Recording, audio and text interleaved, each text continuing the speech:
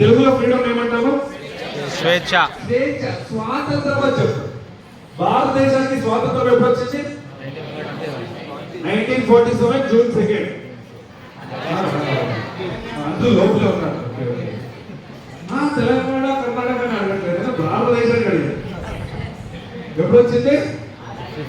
August 15 వచ్చింది. So August 15, 1947 భారతదేశానికి స్వాతంత్రం వచ్చింది. మనకి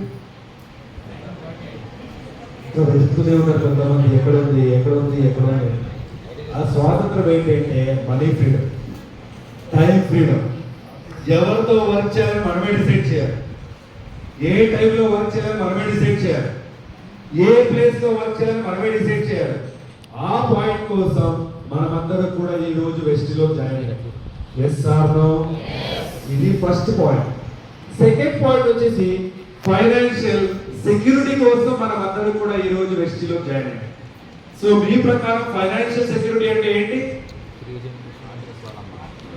అది తెలుగులో నేను ఫైనాన్షియల్ సెక్యూరిటీని తెలుగులో ఏమంటారు అడగల. ఫైనాన్షియల్ సెక్యూరిటీ అంటే ఏంటి అడిగా.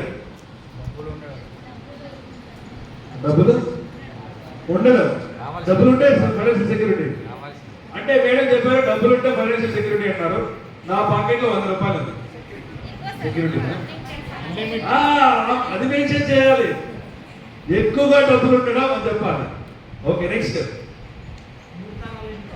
3 తరాల income. Very good. Next kids, అది నెక్స్ట్ పాయింట్. నేను ఫైనాన్షియల్ సెక్యూరిటీ అంటే ఏంటి అని అడుగుతున్నా.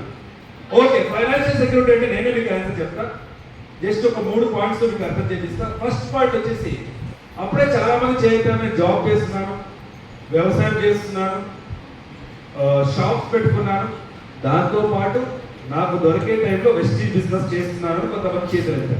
Yes or no? ఈ ప్రాసెస్ లో ప్రతి ఒక్కరు కూడా డబ్బులు సంపాదిస్తున్నారు. కొంతమంది నెలకు 5,000, ఇంకొంతమంది 10,000, 15,000, 20,000, 50,000, 1,00,000, 2,00,000 రూపాయలు సంపాదిస్తున్నారు. సో ఫైనాన్షియల్ సెక్యూరిటీ అంటే ఏంటి అంటే మనం ఏదైతే సంపాదిస్తున్నామో ఆ సంపాదించే డబ్బులు ఎవ్రీ మంత్ ఎక్కువ అవ్వాలంటే దాని అర్థం ఏంటి? ఫర్ ఎగ్జాంపుల్ నా ఇన్కమ్ ఈ మంత్ లో 10,000 రూపాయలు వచ్చింది అనుకో, నెక్స్ట్ మంత్ నా ఇన్కమ్ 10,000 కన్నా ఎక్కువే ఉంటుంది.